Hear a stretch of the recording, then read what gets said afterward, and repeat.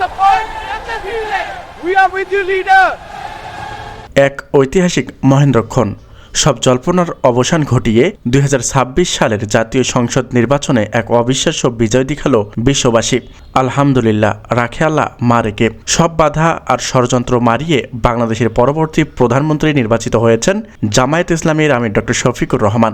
ঢাকার রাজপথ থেকে শুরু করে টেকনাফ তেঁতুলিয়া সবখানেই আজ এক নতুন ভোরের সূর্য। কোটি মানুষের দোয়া আর ছাত্র জনতার বিপ্লব কি তবে পূর্ণতা পেল? আজ আমরা জানাবো সেই মহাবিজয়ের নেপথ্য কাহিনী। দর্শক, সকাল থেকেই ভোট কেন্দ্রগুলোতে ছিল মানুষের উপচে ভরা ভিড়, কিন্তু ফলাফল যখন আসতে শুরু করলো তখন একের পর এক চমক। যেখানে বড় বড় রাজনৈতিক বিশ্লেষকরা দ্বিধায় ছিলেন, দাঁড়িপাল্লার প্রতীকের এমন গণজোয়ার কেউ কল্পনাও করতে পারেনি।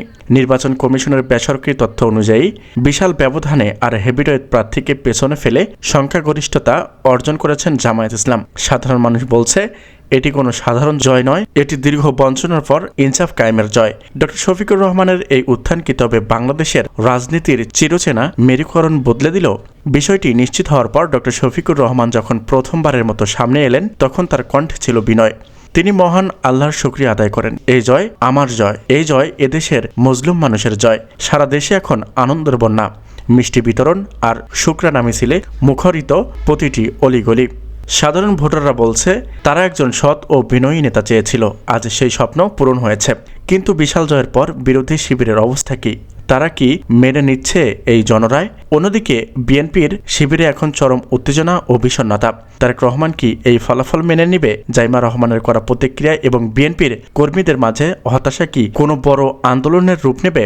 যদিও নির্বাচন কমিশন, দেশ বিদেশি পর্যবেক্ষকরা এই ভোটকে একটি রেকর্ড সৃষ্টিকারী স্বচ্ছ নির্বাচন আখ্যা দিয়েছেন। ডক্টর ইউনূসের অন্তর্বর্তীকালীন সরকার যে প্রতিশ্রুতি দিয়েছিল তার সফল সমাপ্তি ঘটল এই ঘোষণার মধ্য দিয়ে। এখন দেখার বিষয়, নতুন সরকারের সাথে অন্যান্য দলগুলোর সম্পর্ক কেমন হয়। নতুন প্রধানমন্ত্রী হিসাবে ডক্টর শফিকুর রহমানের নাম ঘোষণার পরপরেই দেশের আইন শৃঙ্খলা পরিস্থিতি নিয়ন্ত্রণে বিশেষ নির্দেশনা দিয়েছেন সেনাপ্রধান। তিনি নতুন প্রধানমন্ত্রীকে অভিনন্দন জানিয়েছেন এবং সরকারের সাথে একত্র হয়ে কাজ করার প্রতিশ্রুতি দিয়েছেন।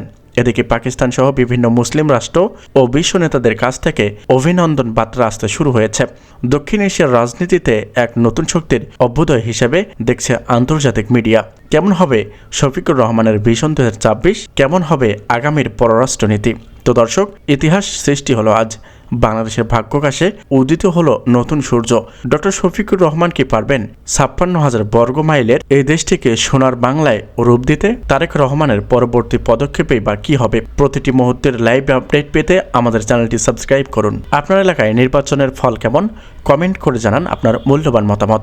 আল্লাহ হাফেজ।